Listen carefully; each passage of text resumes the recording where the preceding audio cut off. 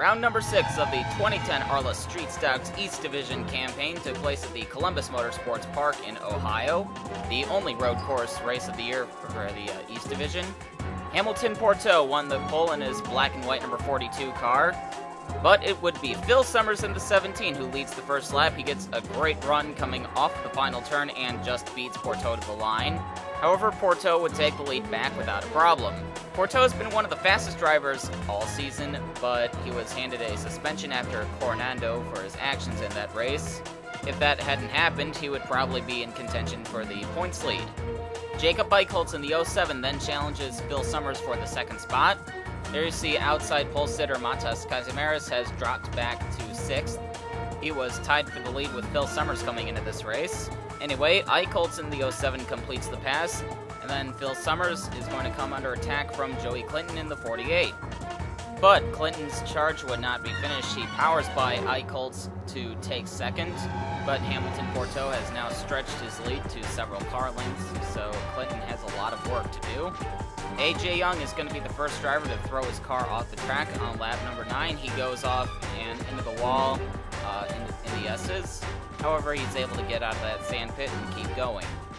Phil Summers and Matas Kazimieras came into this race tied for the points lead, and right now Summers is in 3rd with Kazimieras in 4th.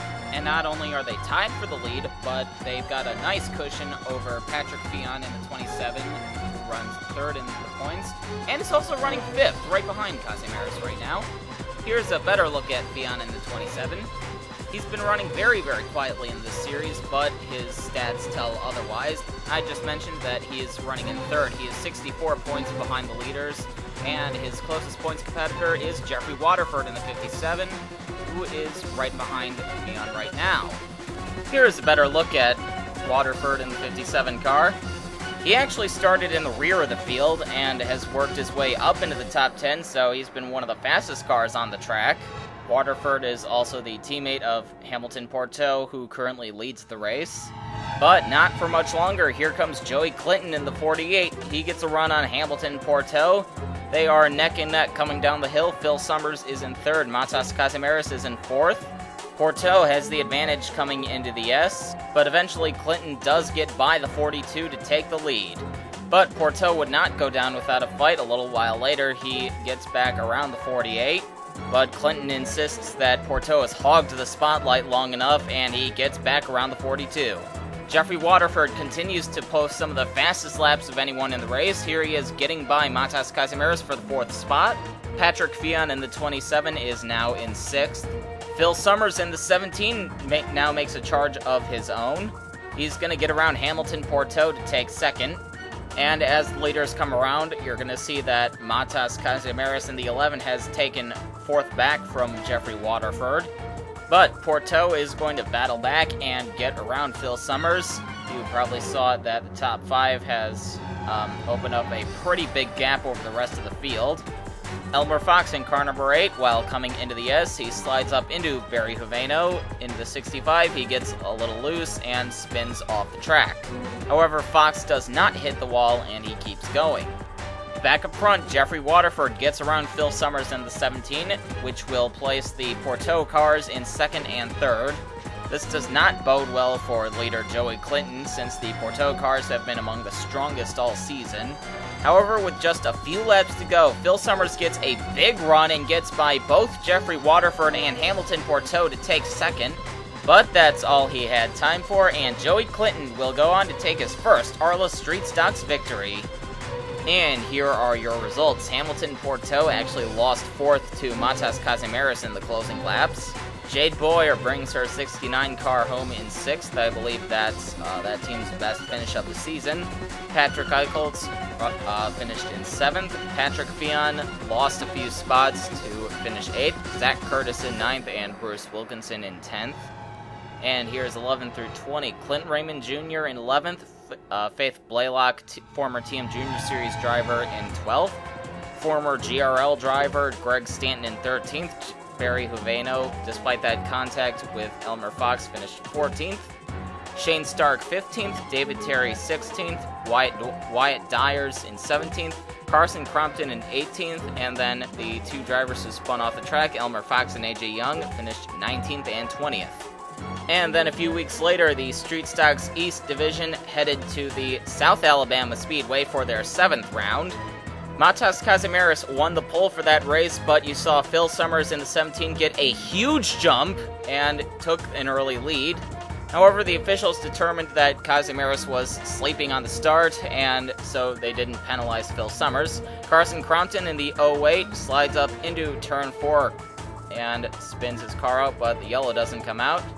Crompton had to pit his car for repairs. Coming onto lap 11, Matas Kazimieras has caught up to Phil Summers and blows by the 17 for the lead. There is Hamilton Porteau in the 42 in 3rd. They have opened up a nice gap over the rest of the field, led by Jade Boyer in the 69. A little while later, Carson Crompton would succeed in causing a yellow. He slides up into the turn 4 wall again and slams into the end of it, which ends the day for car number 08. Matas Kazimieras leads on the restart with Phil Summers in 2nd and Hamilton Porteau continuing to run 3rd. Caution number 2 would fly when Zach Curtis gets in the back of Patrick Fionn in the 27 coming off of turn 2. Then Fionn gets clipped by AJ Young in the 93. You might have seen some smoke a little further up the track. Well, this is why. Jacob Eichholz in the 07 almost gets turned around by David Terry in the 99 coming off of turn 2, just ahead of the incident with Zach Curtis and Patrick Fionn. Here is Jade Boyer continuing to run in 4th after the restart, though she is facing some heavy pressure from Jeffrey Waterford, who runs 5th. Boyer has not had much success in this series so far, but she is now looking to improve upon her 6th place finish at Columbus.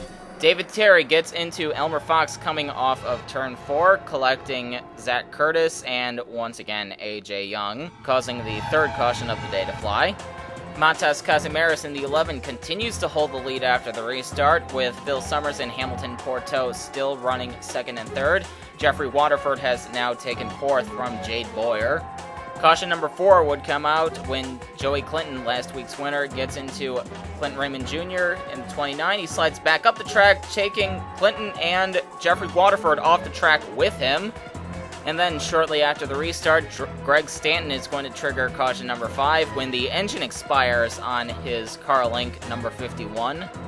He's going to bring the car around turn number 2 and stall on the track. Tough break for Stanton. He was running up inside the top 10 when this happened. The 70-lap race restarted with about 10 laps to go.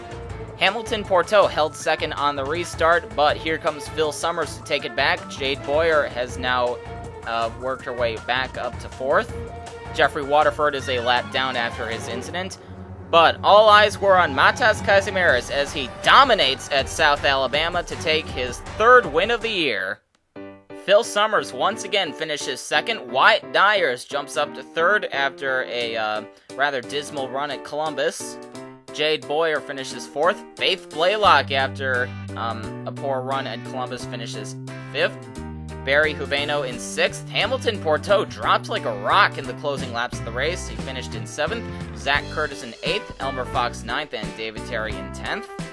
Good runs by Curtis and Terry despite getting caught up in 2 incidents. Bruce Wilkinson finished 11th, Patrick Fionn 12th, Jacob Eichholz 13th, Shane Stark 14th, AJ Young in 15th, Jeffrey Waterford 16th, who was a lap down. Greg Stanton, Clinton Raymond Jr., Joey Clinton, and Carson Crompton all went out of the race.